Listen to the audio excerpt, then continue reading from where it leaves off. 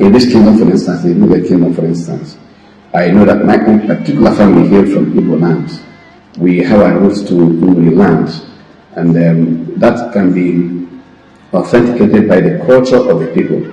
Most of the things we do here are as reflected from the Idumuije land. Every year at this point in time, that's between August, September, October, the people like to mark what they call the New Year Festival. The New Year Festival emanated from in the land. That's the history as far as we know it. And so Apple also took it from there. Every year at this point in time, you want to celebrate the New Year Festival. You don't do that in Igbo land. You have never heard that the Igbo man is celebrating a New Year Festival. So as many people are celebrating that, have their roots go back to Ori. And I had to make it also known to as many as you don't know that we have a fundamental link with the Ori people. And it happens to be the basic foundation of the Igbo land. I know where I come from, and I know that the cultures we promote here, part of it, and a good number of it is from that place. Yeah, there are, and I would like to tell you how it all began. What you call the Anyama history, there was a migration from Edo lands. I'll call it an inverse migration, because when I told you about the race, the history we have is that some people who were in those people called the DBS, the medicine people of old, they used to have their own intercourse of journeys in which they traded their medicine. They had journeys to different places, and some of them traveled to the Edo kingdom and found place at the royal palace. And they dwelled there for quite some time until problem developed in the palace, between the palace and the Igbo settlers there. And the Igbos got wind of the fact that they were going to be executed and took off. And where we don't go to, it has to be a reverse to where they came from.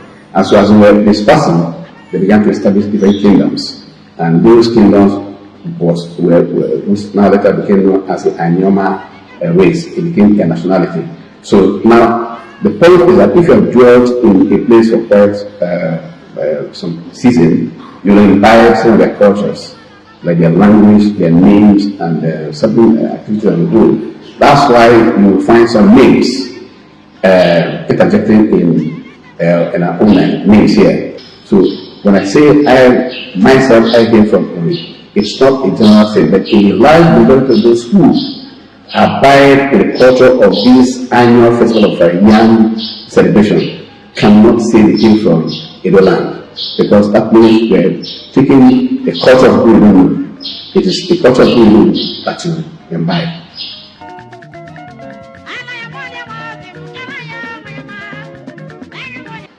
Well, as at the time I read this book, I happened to be the coordinator for Umanema Foundation Worldwide, and I was clamoring on that platform. That platform, we had it upstage that the number one thing we were clamoring for was the creation of the 37th state by the Federation. That is Anyama. If you ask me, my question has not changed because it's a fundamental right. We ought to expand. By the time you get if you listen keenly to what the Idumuije king was saying, you understand that the storyline has been so clear. He made mention of the word reverse migration. When they say something is reversed, it means that you have gone forward, but you are reversing backward. As simple as that. You see, in our quest to prove who we are, why do we have this challenge in the first place? We have this challenge in the first place because our kings in the past, I don't know what happened. We are not bold to, whether it's ignorant or political. Of course, a lot of people point finger that it's because of survival after the Civil War. Our people are not making sure to let people know who we are in the past. But recently, I really even thank God that people like Omo of Obio and the Idumuije king and Obi of Onitsha are beginning to speak up, because down to Onitsha, all of us are called as a Chime, and you see people saying all of us are from Benin. But all the kings keep saying this. There is a businessman that went to do work in the metropolitan city of Benin, but returned back home. That is where, I don't know how you people want to force us to believe that we are the same. And the funny part about it is that evidences prove that we are not the same. Whether written or not written, then nobody can ever bring a document, whether it is from Google anywhere, to prove that we are descendants of Benin. Do you know why we are emphasizing that we are not descendants? Because the English word is so simple. Maybach is made by Mercedes. If you say this is a Mercedes product, it is certain that it's a Mercedes product. It doesn't matter whether the name is Maybach. So what am I trying to say? If you say English word, understand me.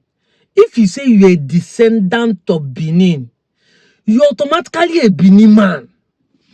I want you to understand all this one that are claiming Eka is Ka, Ibanke is Ibanke. No, you are saying that we are all Benin when you say we are descendants. But if you use the word migration, you're automatically separating us from you. Like I said in one of my earliest videos last year, that nobody in the present time today that they started the war from, everybody migrated to where he or she is now. Because when people say, now we get this land, no. If now get the land, your forefathers would have fought the war against the people settling there today. Why are we criticizing the Fulani? Because they didn't own the land they are occupying today. But if they owned the land in the ancient time, nobody would have fought the war with them. There was a time expansion was happening in the world, and people were moving and dominating places. And when people move there, because of the low density of population of the people, you occupy there, nobody will disturb, because nobody has discovered the places. There was a time it was like that, until people occupy wherever they are. And everybody that moved migrated. Even the Benin that are claiming, the war did not start from Idu, from Benin. They migrated too. The problem we have today, that then they migrated, don't want to even accept where they migrated from, but they want others to accept where they migrated from. They want us to accept that migrating from them means that they are the owners. But they don't want to accept where they migrated from. Because if they do that, it means that the Yorubas or the Ile-Ife owns them. I said it yesterday that people that eat people's egg don't like others to touch their lizard eggs. Evidence, Yakpa. Look at this one. It's telling you the Banker people are not Benin. The Banker peoples are not Benin. These are not mine. It's not me that wrote it. Most of these documents and clips we are bringing out is from you people's document. That thing is from you people's dictionary. The Eka, because we call it Eka, I-K-E. You people call it Eka, E-K-A. But whatever you people call it is there. It's showing they are Igbo people. Suddenly now, the same you people that wrote it in your dictionary as I-G-I-B-O will come and be telling us that Igbo means Igbo honor slave. Because you want to twist it. Because you want to feel superior. Because that is the mindset. That has been the issue. But I really thank God at a day like this, that the kings are beginning to speak up. The Banker kings speak up. All of them come together to say, this is who we are. Because when we are doing it before, they say, na internet, now we want to change narrative. How do we want to change narrative? You people are not shifting the goalposts that we're always feeling emotional. The Banker people were at peace when your own king decided to suspend them. And you don't want people to react over your actions. I don't know how people think. The Wanke people will not be doing what they are doing today if your king respected their own position. You are king in the quest to show superiority. Whether he said, what I heard in Twitter, they said that he was suspending the no-gays, those who conspire to want to remove him during the Obaseki time. Now, so politically, he felt that right now, the governor with him now is in his support. He wants to suspend them. And it's not only the Wanke people kings, but the Wanke is saying, we're not a no-gays. You don't have right to suspend us because you did not appoint us. The law is clear. You can only sack who you employ. Why are you suspending who did not interview or employ? That is very simple. It's logically, you can think about it, but when I no go, now they accuse others that they are too emotional, but you guys are emotional. Because if you are not emotional, you would have sit down, absorb the information. Look at the ingredient of information and understand what is happening. Knowledge is key. I'm speaking based on knowledge. I'm not speaking based on they say. It's the emotions that is making most of you to be calling us IPOB suddenly. And like I said, once you say that, you are automatically accepting that we're Igbos, so that every Igbo they fight for Biafra. But instead of you to accept that we're Igbo, you now want to twist it because you feel like if you accuse us, you see, that psychology will not work. I have come to understand that psychology will not work. The day you understand this and change the narrative, the better for you guys. Because we can tell you the truth. Even if you think that calling us IPOB or that IPOB is sponsoring us, that will make Nigerian government to arrest people like us, it will not say stop the movement. Because as I'm talking to you, go to the comment section. A lot of people know these truths, including your people. I understand when you were angry. Because suddenly that supremacy is going to die natural death. That is the truth. But why should you be angry? Why? Why should you be angry? Why? Because it's not your own. It shows that you guys are the one claiming it initially. Now what you claim to be owner is now about to be slipped out of your hand. Dog, they sleep, you go touch in tail. A bite you begin, they say this dog, no, they want make people play with them. The bankers were in their home peacefully. They even they bear on a title name, Onoge. Then suddenly your king feel like he's superior to them, you want to suspend it. They say, no, you don't have right to suspend us. We even they help you, they bear the name. Now they're not reacting, tell you, say, oh guy, you know if you do this thing, this is our ancestral land.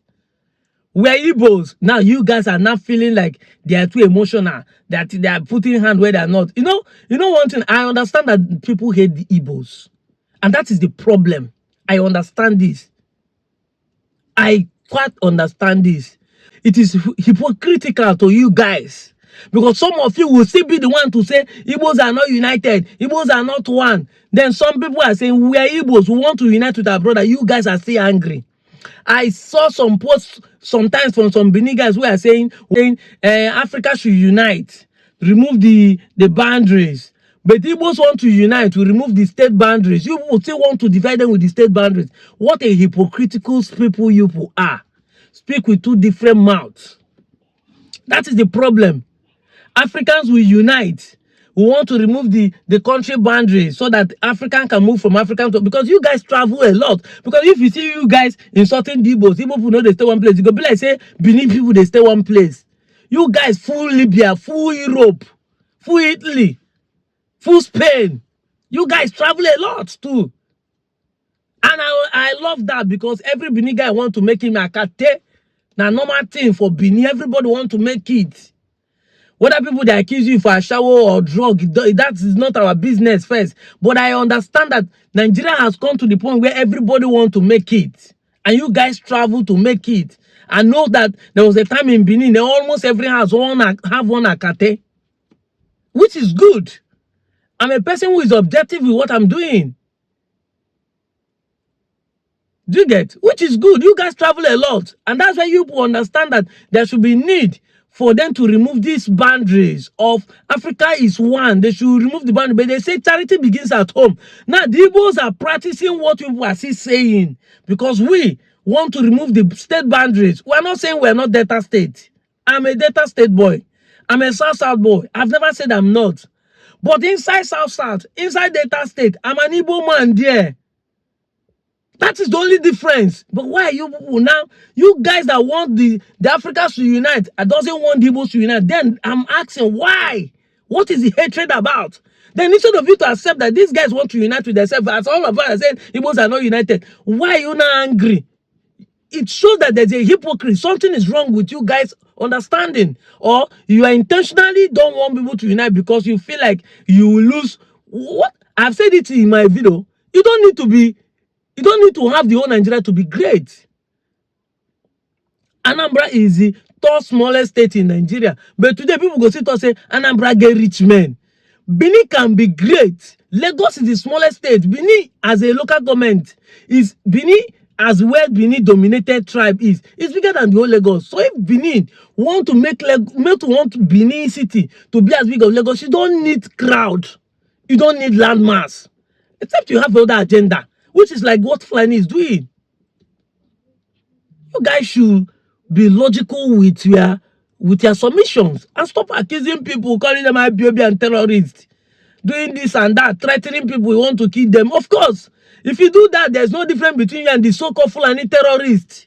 Because you can't be calling us IPOB terrorists, but you are still planning to take action more than us, like the real terrorists. I'm out of here, Joe.